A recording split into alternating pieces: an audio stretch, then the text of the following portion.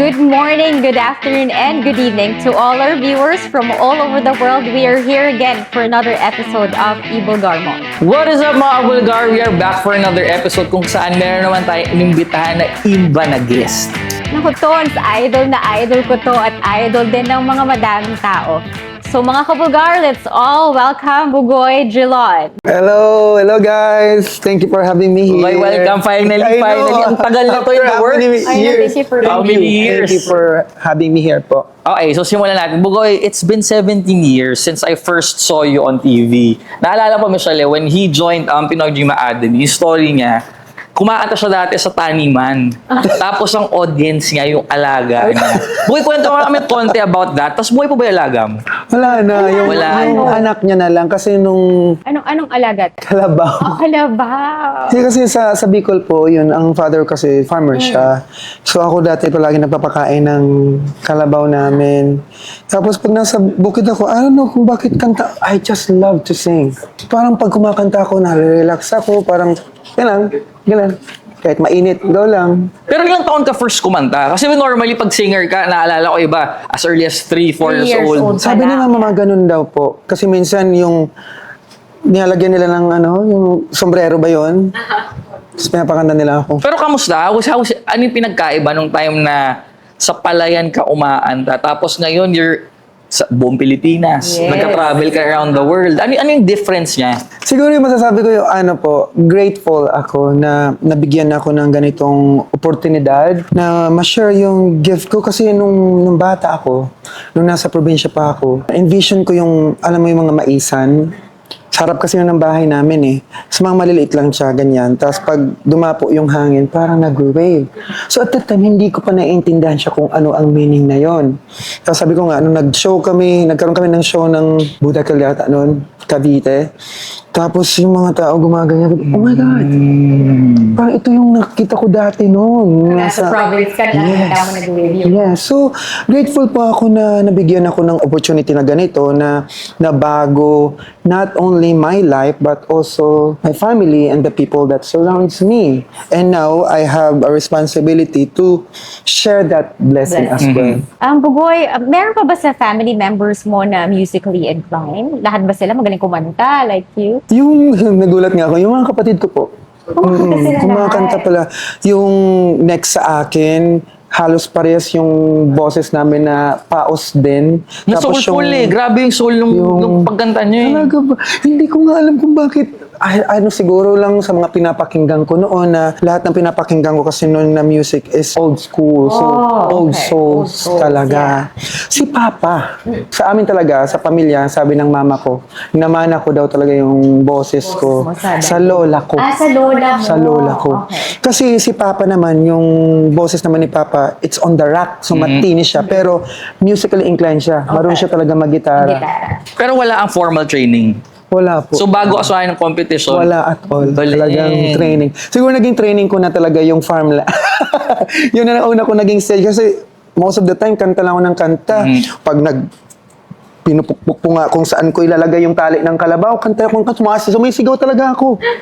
Wala naman makakarinig. Correct. Kaya, no? Yun na nga, Bugoy, sino yung mga singers ba na ina-idolize mo? Nung time na yun, nung nagsimula ka pala sa province? Yung mga pinapakinggan ko po dati noon, ang unang-unang artist talaga na nakilala ko, na na-memorize ko yung kanta, is si Willie Garte. Willie Garte. Yung mga kanta ni Willie Garte. Kaya siguro din yung soul na yun, yung hugot. Kasi pag pinakinggan mo lahat ng kanta ni Willie Garte, speaks about yung situation niya, pinagdaanan niya. Ang lalim pala, nung binalikan ko ulit yung mga meaning ng kanta niya, kasi parang, kay lupit ng kapalaran, ang sinapit ng aking buhay, ako'y wala ng pag-asa na makamit ang likaya, May ang pick liwanag. songs na nakaka-relate sa'yo? Like, is that why? Ako po, base lang ako sa kung ano yung sa tenga ko. Nung mga nung bata pa ako, nagbe-base lang ako sa anong maganda sa pandinig ko. Okay. But mga influence ko yun, si Willie Garte, Cascades, Boyz II Men, Brian McKnight, Guy Sebastian. Kaya ganun yung boses mo. Saka yun din yung bagay sa boses. Yeah. Yung kulot ko po talaga na pagkanta, natutunan ko na lang siya nung dati kasi nung nag-security guard yung father ko, tapos nakapag-ipon, bumili siya ng karaoke kasi mahilig talaga yung dad ko So, ikaw ang gumamit? Hindi, si dad ko ang nagkaraoke. Tapos, doon ko na pakinggan yung mga ibang kanta, yung pag FM station kasi iba rin sa mga kanta ng AM station. Yes. Nagkaroon ng ganun karaoke, may FM station. Oh, okay. Mas dumaming choices Stevie mo. Wonder, Aha. Brian McKnight, Boyz II Men. Doon ko naaral yung kulot na boses ko. So before Pinoy Dream Academy, sumali ka na ba sa ibang mga singing contest? Actually po sa probinsya, intramurals.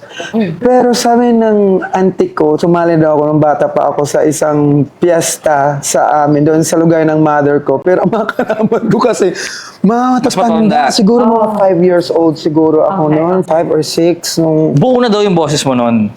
Hindi pa yan, bata Pumili pa. nga ako, parang Pilita Corrales nung kumakanta daw ako, pumili ako ganyan eh. Tapos ang kinanta ko nun daw is, I who have nothing, adore you and what you sow.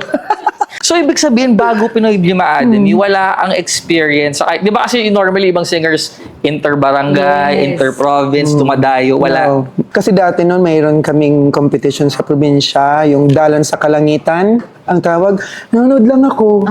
Nanonood, pero gusto ko din kumanta, pero wala pa akong confidence. Parang nakakatakot naman sumampa dyan. Nagkaroon lang talaga ako ng confidence nung sinali na ako ng mga classmates ko sa intramural sa school. Una yun nung high school ako eh. Hindi ko naman kung bakit nandun yung pangalan ko. Tapos paano kaya yan? Paano ko wala ako -1? Paano ko ano mahanapin ko? Tapos pwede pala yun na mawala yung tunog na naging FX ba ang tawag doon? Multiplex. Multiplex. Lumalabas yung edad natin. Sorry. Tapos sila, ang mga pinapakinggan ko naman na noon, sila Michael Jackson, tapos All for One. So una kong kinanta nun sa intramurals namin is yung I Swear. Oh, I like that song. by the moon Ganun pa rin and talaga the yung stars genre. in the sky. Kasi hindi ako nanalo. Hindi ako nanalo. Tapos pangalawa, college na ako.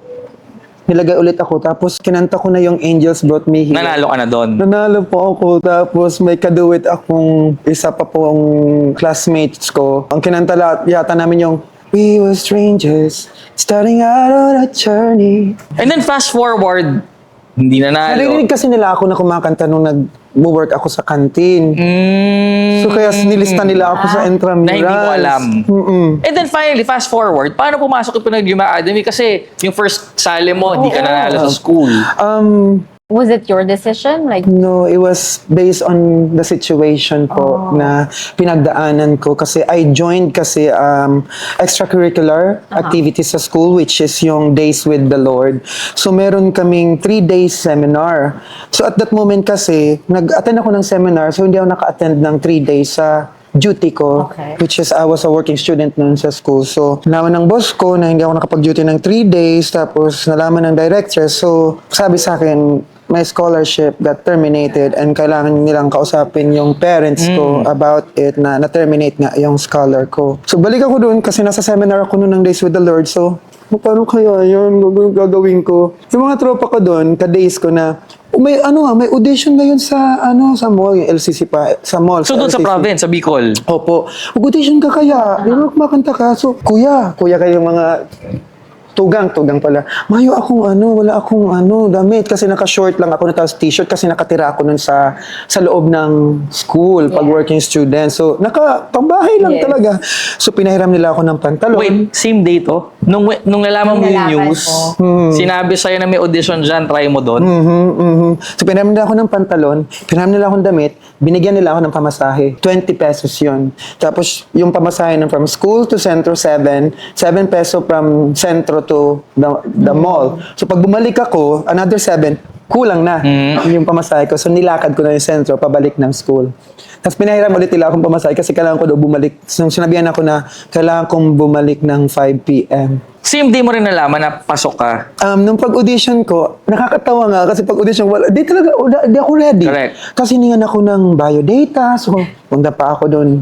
May Fill up internet ako. cafe? Fill up naman. Hindi naman internet cafe. Hindi naman, ikaw. sa labas yata ng mall. Tapos nagpipill up ako doon, ng biodata ko, tapos hiningan nila ako ng full body picture. Wala naman akong full body picture. Ang ginawa ko po, yung laminated ID ko, kinat ko yun. Sinubmit ko yun sa kanila. Yung mga nakalaban ko nga doon, mga glee club sa school. Na-assign ako sa kantin eh. Ako lagi ang nagdadala ng pagkain nila pag Nila. play sila sa auditorium. Tapos nung nakita ko doon, ito yung mga glee club ko. Siyempre kinabahan ako kasi alam ko nagpe-perform talaga Yes. sila. Mga glee club to ha. Tapos yun, 7 na lang kami natira. May mawak sa legs ko, lahat kayo gaganda ng boses, gagaling ng boses, pero may nakuha na kami na shortlist. Lumabas ako ng tent, pagbalik ko, ate, ano po ang ibig sabihin ng shortlist? Yung shortlist, yung ipapadala sa Manila, pero hindi pa sure na makakuha talaga inside. So, doon yung nag-start kung paano ako napunta sa Pinoy Dream Academy. Pero Because of the perfect situation. story. Ay, same, typical story siya ng yung when God closes the door, He opens a window. Tingin mo ba kung hindi nasabi sa'yo na wala yung scholarship, tingin mo mag-audition ka? Hindi siguro. Galing, no? Oo, Galing. Pero galing. binigyan ako ulit po ng chance ng directors namin na nung kinausap yung parents ko, umuwi kami sa province. Kinausap na bibigyan ako ng another chance. Pagbalik ko noon sa school, kinausap ko ulit yung directress. Tapos nag-decide ako na, sinabi ko nga na nag-audition ako sa Pinoy Dream Academy. Tapos yung scholarship ko po, willing ko pong i-give up yun sa mas deserving sa akin. And I will take this opportunity po and I will be accountable po sa kung ano man decision ko. Wala ka Sinabi ko, regret sa decision mo na yun? Wala. Talagang destiny niya na maging Yes. singer. Bugoy, so when you entered Pinoy Dream Academy, sino sa tingin mo yung biggest competition mo? Yung talagang natakot ka? Yung pag nakikita mo, Lizelle Garcia. Kasi like, first 5 weeks, siya yung number 1. Lahat siya lagi ang first top scholar nun eh. 5 weeks yun nasunod consecutive siya. Wow, alam ko ng consecutive. Dati yung position lang yan sa di ba? Consecutive. Sabi ko, grabe yung galing naman itong babaeng to. Paano kaya ito? pero kayong dalawa yung kayong dalawa yung parang foreign sounding sa batch Talaga nyo, po. no? Ala, thank you po. Tapos after nun, 5 scholar si Cel ng unang week. Tapos the later weeks naman, 5 scholar yung nakuha ko. Pag every week na nagpe-perform Correct. kami. Pero nahirapan ka ba sa competition? Hindi ko nga po kasi talaga siya inisip na competition kasi nga nung nakapasok po ako, I already consider that this is a win already because not okay. everyone na my kind will have this kind of Correct. opportunity. Opportunity, yeah. Kaya sinabi ko niya kahit hindi man po ako nanalo, I feel na I'm already a winner. Yes. Kasi for me, yung experience ko doon, hindi ko nga alam na may mga camera eh. Nakikita ko na may gumagano na, mga camera, so naging aware na ako. At that time, nung unang kong pasok, wala lang, parang nasa bahay lang ako, parang mga tropa lang. Tapos kakanta lang every week. Bugoy, di ba syempre, when entering a competition, ang nasa isip mo, gusto mo manalo, Pero during that time, the entire duration of that competition, inisip mo ba na sisikat ka? Kasi si Bugoy din yung perfect example na parang Jennifer Hudson, yung hindi siya yung nanalo, pero sumikat. Di ba? Mas malaki pa dun sa Yes, doon sa nanalo. Oo. Pero hindi, friend ko sila Arnie, nag-guest na rin siya dito. Pero ikaw ba, naisip mo ba yun na parang, pag hindi ako nanalo, sikat pa din ako?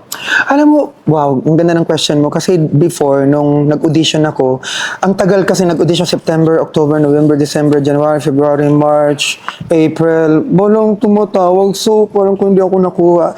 Pero pumunta ako na sa simbahan, kinumpleto ko yung simbang gabi nun. Tapos ang hiniling ko lang nun kay God, makapasok lang po ako dito sa Pinoy Dream Academy. So hindi ko naman pala kasi hiningi kay God na Manalo. panalunin mo po ako dito sa Pinoy Dream Academy.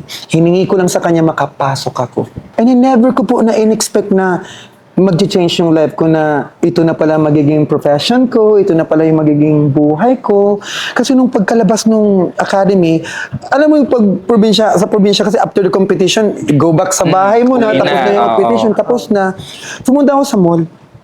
Hindi ko alam na marami na rin palang Nakakilala. recognize sa akin that time na wala pa yung internet, kasagdagan internet. Tapos, in-escortan kami ng guard noon na kailangan namin lumabas kasi nga yung Marami na that nagpapicture. time. Kung kakalabas pa lang kasi namin noon sa academy. Tapos, na-culture shock ako na, bakit ganun?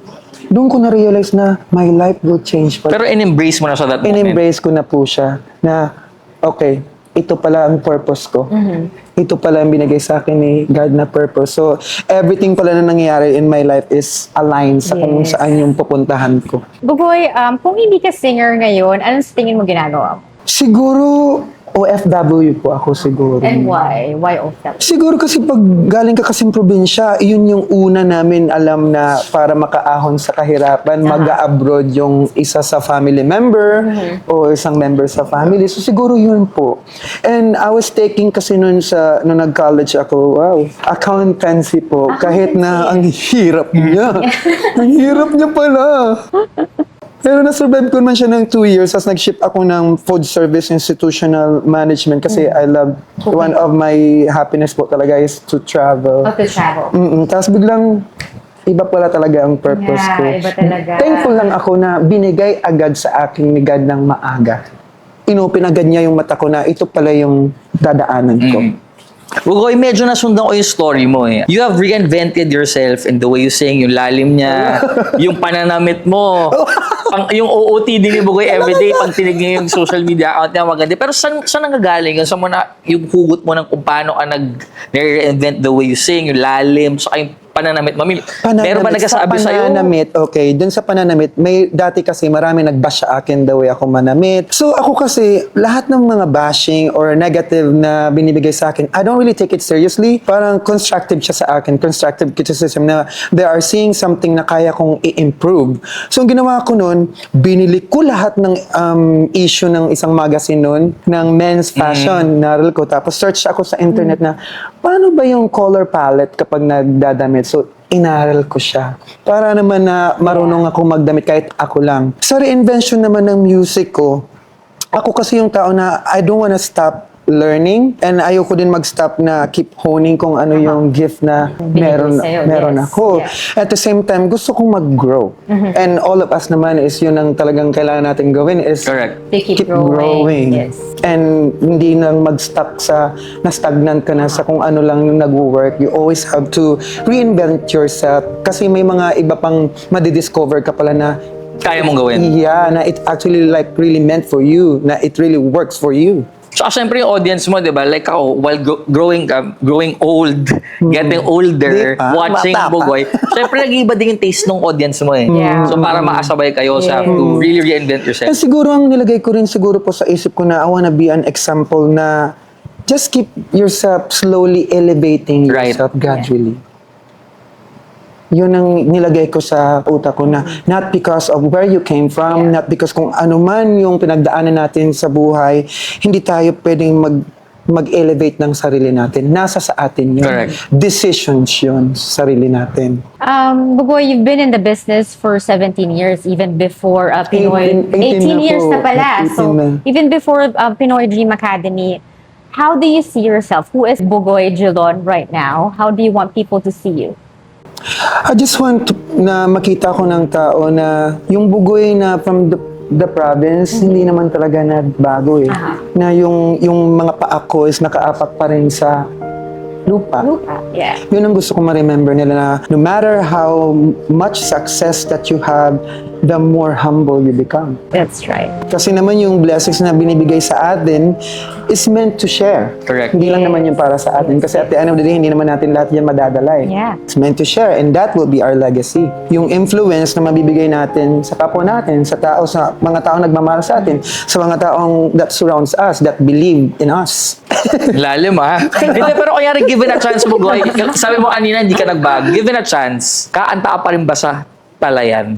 Opo. Pero Kumakanta tingin mo pa rin pag- pag umuwi ako, kumakanta pa rin. Pero iba na ba yung meaning? Iba na ba yung, syempre, same surrounding, pero iba na ba yung meaning sa'yo ngayon pag kumakanta ka dun sa same spot kung saan kumakanta dati? Iba na parang ito yung mga naging stepping stone ko na i-build yung confidence ko, yung talent ko. So, hindi ko yung makakalimutan eh. Kasi iba yung binigay nilang lalim not only sa singing career ko, kundi sa pagkatao ko. Right.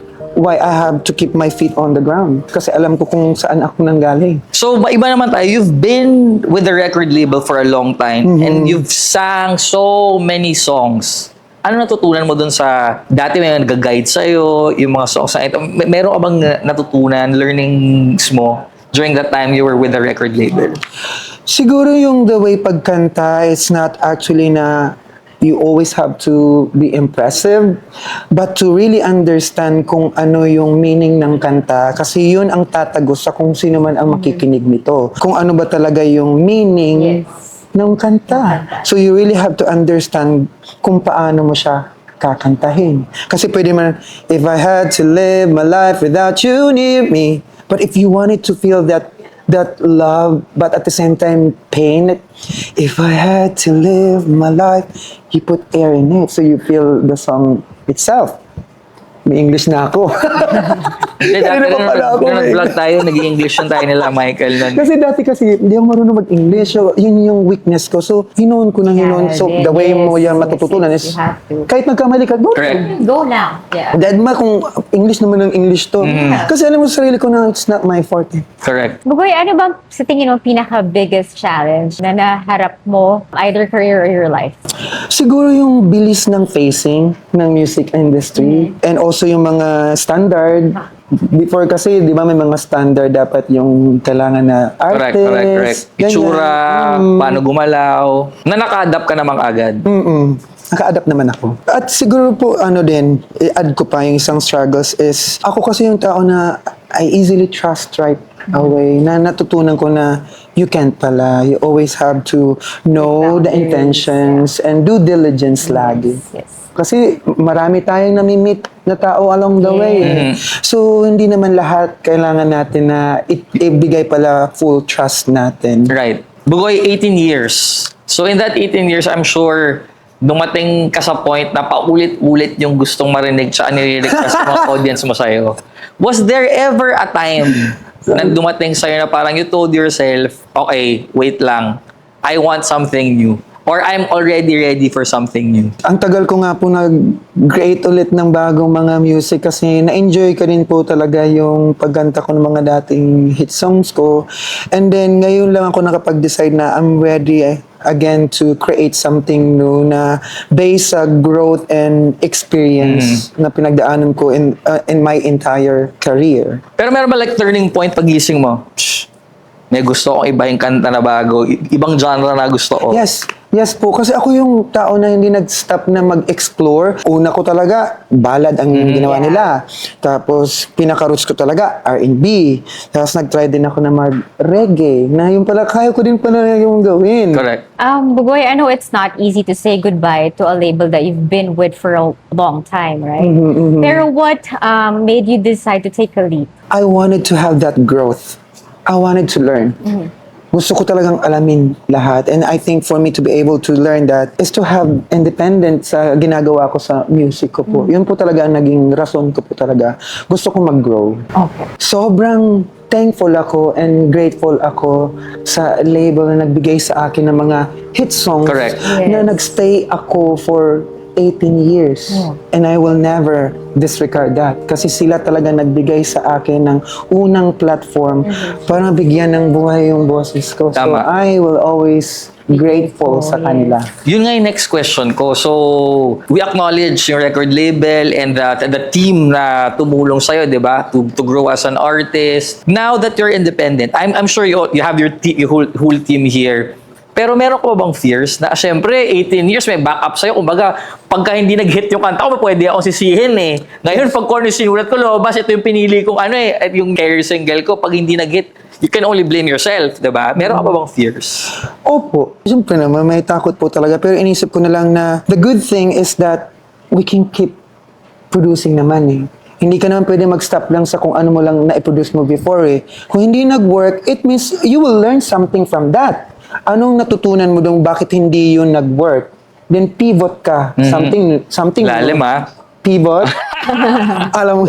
Sorry po. Hindi ka side ko. Diba, alam ko na yun dito. Hindi ko yan alam. Ang alam ko lang na ganyan ang spelling, pilot. Ngayon, Go.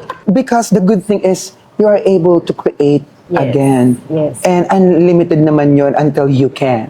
Tsaka ikaw na to eh. Oo, so don't feel bad kung hindi yun mag-work. It means hindi lang siguro yun yung para sa'yo. Right. Then i-enhance mo because you will gain learning from that. Na kung bakit hindi siya nag-work, i-breakdown mo yun saan ang nagkulang. Ano ang kailangan gawin? Ano ang kailangan nating trajectory na gawin para mag-create tayo ng something na it can be related sa kanila. Yun ang isang natutunan ko when you create na you always have to put others as well that they can relate na yung ginagawa natin is actually for them. Kasi yung gift natin is not actually for ourselves, but for the other people. Pero ano yung Experience it. biggest fear mo ngayon introducing yourself as an independent artist with the new music to the audience? Ano yung medyo inaabahan ka? Or wala masyado kasi mas kilala mo yung sarili mo tsaka mas alam mo yung music na nilalabas mo. Kasi I understand May fear naman po ako, but natutunan ko kasi na you can never compare yourself with anybody else kasi magkakaiba yung timeline kayo, natin and yes. timeline of success. And I do believe na everyone are meant to be successful. Agree naman ako. I don't also believe na saturated yung isang there's always something for someone. Magkakaiba yung natin, timeline natin, din natin. As long as you don't give up on something that you believe in, and eventually it will work. Correct. So, Bugoy, syempre, before ka naging independent, diba, nasanay ka na may nag-guide sa'yo to sing, how to dress up, and everything, right? So, ngayon, how is it different now that you're handling everything?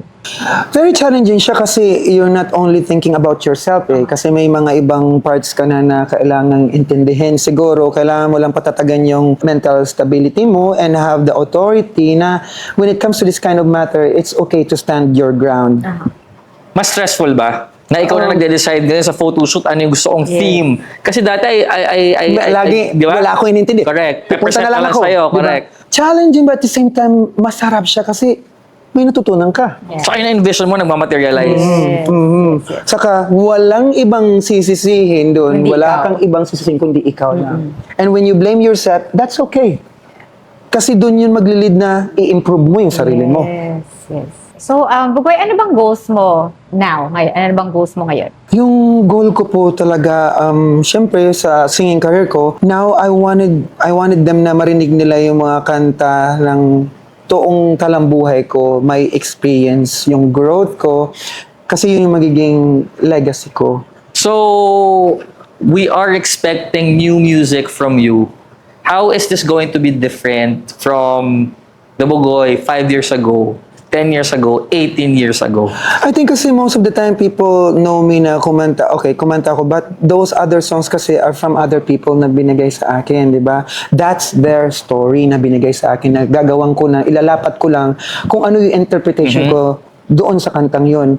But this time, I'm able to create something na based on my experience, based on my learnings, na isisend ko sa kanila as a company nila or healing nila na Yeah. you're gonna be okay. Like a healing siya eh. Kasi I experienced that. And I'm alright. And you're gonna be okay. Kasi nga, okay ako eh. Pagdadaanan talaga natin lang talaga yan. Proseso lang talaga yan ng pagdadaanan natin in life. So yung sa legacy ko at the same time yung goal ko, I wanna help more. Lalo na sa province. Kaya I will always go back sa roots ko. Correct. Siyempre, yung first charity mo is your own family. And I want to help my family to have comfortable life, and then I will share it to other people as well. Parang English talaga ako. Wala.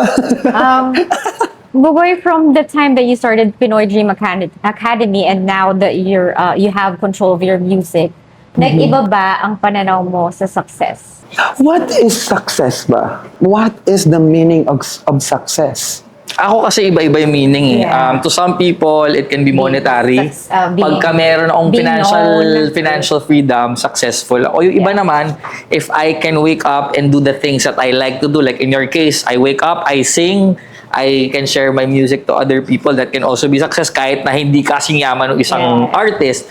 So to each different meaning eh. Pero kasi ang nakikita ko, parang from the time when you started, Pinoy Dream Academy, gusto mong kumanta eh. And for you, that's already successful. Yes. That time na parang, Yes. kahit yung manalo, makakanta ako at the bigger platform, makita ako sa TV, ma-share ko yung music ko, that's already success for you. Ngayon, kasi 18 Siguro years sa Bugoy, akin, yung meaning siguro sa akin ng success is when you're happy. It's when you have that enjoyment sa mga ginagawa mo. That is success. And are you happy? Yes. Yes. Yes po. Tama ka. Hindi naman nasusukat ang success sa numbers eh. Yes. Kasi numbers are infinite. If babatayan mo yung success sa numbers, you're gonna be stressed. Correct. Kasi that's Yes. infinite. Di ba? Yung success is when you have that contentment and happiness sa mga ginagawa mo. Bugoy, from the time na nag-start ka, to yung journey mo na ngayon na you're sharing your story through your music na ilalabas mo, is there any life lesson na hanggang ngayon sinusunod mo para maging successful ka siya, para maging happy ka that you want to share our viewers? No matter what nga na binibigay na blessings, you always have to keep your feet on the ground. Be humble always kasi everything is temporary. Pwede yung bawiin sa'yo, but if you are humble, if you are nice to people, maybe one day kung mawala man yan, they're gonna be there to help you. They'll remember you. Bugoy, what makes you happy? When I'm singing, pag kumakanta po ako, when I'm able to provide to the people that I love, kasi I just want to share naman yung blessings na meron ako kasi ngayon I'm single naman so wala naman akong ibang iniisip na other responsibility. family. So siguro nilagay ako ni God sa situation na to kasi nakikita niya na I will guide my own family, the people that I love, na ako ang mag-guide pala sa kanila from my own experience and wisdom na nag-gather ko all throughout my entire career sa mga na-meet kong tao katulad niyo po, and I'm nasa position ako to share it sa kanila para may matutunan sila when at the end of the day nag-grow tayo sabay-sabay. Do you ever see yourself natitigil kumanta? Hindi po, sabi ko nga, pinagdasal ko nga yan kay God Hindi ko pa nga pinagdasal kay God na bigyan niya ako ng partner Pinagdasal ko lang na gusto ko po lang na kumanta, Lord, hanggang sa kaya ko at bigyan niyo lang po sa akin yung stability na magkaroon po ako ng stability to provide for my family at ma-enjoy ko po yung mga bagay. At hindi naman po nagangad ng kalabisan. Yeah. Hindi ko nga po kinoconsider yung sarili ko na celebrity or kasi for me it's just a profession na nilagay ako ni God because I have a purpose to share yung gift na binigay niya sa akin. And bonus na lang yung blessings na binibigay niya sa atin. 'Di ba? Kasi ano ba talaga yung purpose natin dito? 'Di ba? Sa mundong ito is to share the gift that we have. Correct. Because that's the only thing that people will remember sa atin. And that finally, is our purpose. ano ang kailangan namin abangan sa'yo? Ayan, yan po. After 7 years po akong hiatus sa paggawa ng music kasi napunta nga din ako dun sa pagko-cover. Finally, I decided na ready na ako. I gathered all the substance na kailangan ko para mabuo po tong album na to. So, I have a new album. It's called Anthems po. Anthems kasi bawat kanta doon sa album nagre-represent ng buhay natin, pinagdadaanan natin, na pagdadaanan talaga natin. Ilang songs to? 10 po talaga siya. 10 songs. 10 songs po. 10 tracks. Hello! We're all excited, Wogoy. Any message that you want Any message? to give our viewers? Sa lahat po ng nagsuporta sa akin na nandito po ako sa industry for 18 years, I will always be grateful and thankful po sa support na binigay niyo po kasi wala naman po ako dito kung wala kayo. Kasi sino naman ang kakantahan ko kung wala kayo. So, thank you po sa undying support na binigay niyo sa akin. Bugoy, bitin na bitin yung oras, pero we have to say goodbye. Thank you again for dropping by. Thank you so much. Thank you po. Thank you for having me here. Thank you also. See you guys again next time. Bye.